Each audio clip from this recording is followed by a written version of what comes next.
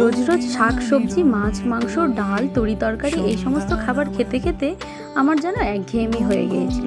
তাই আমি ভাবছিলাম যে একদিন সিদ্ধ ভাত খাবো।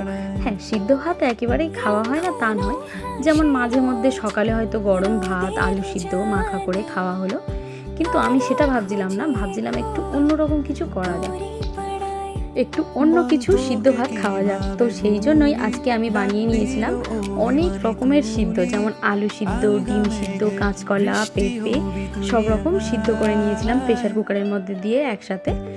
আর কয়েকটা শুকনো লঙ্কা ভেজে নিয়েছিলাম তেলের মধ্যে, আর পেঁয়াজ কুচিয়ে ভেজে নিয়েছিলাম। এই ভর্তা মাখাটা কিন্তু চাইলে কাঁচা পেঁয়াজ এবং কাঁচা লঙ্কা দিয়ে করা যেতে পারে, আর আমার মনে হয় তাতে টেস্টটা একটু অন্যরকম হবে। তো আমার এটাই খেতে ভালো লাগছিল, যার জন্য আমি এরকম ভাজা দিয়ে বানাচ্ছি আর কি।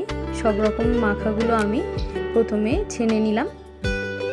ডিম পেঁপে কাঁচকলা আলু সব স্ম্যাশ করা হয়ে গেছে। এবার আমি উপর দিয়ে বেশি বেশি করে কাঁচা সরিষার তেল দিয়ে দিলাম। এরপর সমস্ত মাখাগুলো আমি সুন্দর করে মেখে নেব হাত দিয়ে মাখলেই বেশি টেস্ট হয়। তো ভালো করে আমি এখন স্ম্যাশ করে নেব। আর ডিমটা কিন্তু খুব একটা বেশি ছানা যাবে না, তাহলে কিন্তু খুব একটা খেতে ভালো লাগবে না, তাই ডিমটা একটু বড় বড়ই রেখেছি।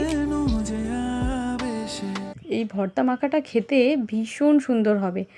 আর এই ভর্তা মাখাটা না একজনের জন্য বানানো যাবে না, যেহেতু অনেক রকমের সিদ্ধ আছে। মাখাটা রেডি হওয়ার পরে দেখবে বেশ অনেকটাই বানানো হয়ে গেছে, 2-3 জন ভালোভাবেই খেয়ে নিতে পারবে। আর এই এক মুঠো মাখানোটা নিলে এক বাসন ভাত অনায়াসে খাওয়া হয়ে যাবে।